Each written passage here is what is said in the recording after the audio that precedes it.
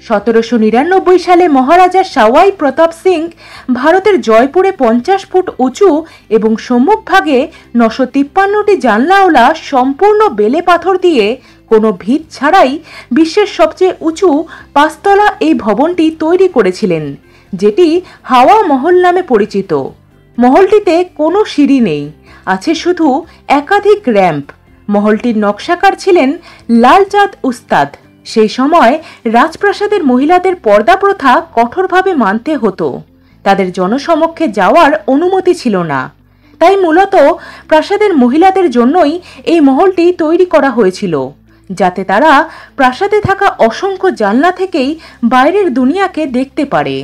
আর প্রাসাদে থাকা মহিলাদের সুবিধার্থে সম্পূর্ণ প্রাসাদে অসংখ্য পালকি বাহক থাকত, যারা পালকি করে সমতল র্যাম্পের ওপর দিয়ে মহিলাদের উপরে নিচে ওঠানো নামানোর কাজ করত।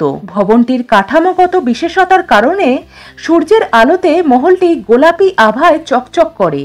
আর শুধু তাই নয়, প্রচণ্ড গরমেও মহলটি ঠান্ডা থাকে। 2006 সালে 4565 মিলিয়ন খরচা করে মহলটির সংস্কার করা হয়েছিল এবং তারপর থেকেই সেটি দর্শনার্থীদের জন্য খুলে দেওয়া হয়।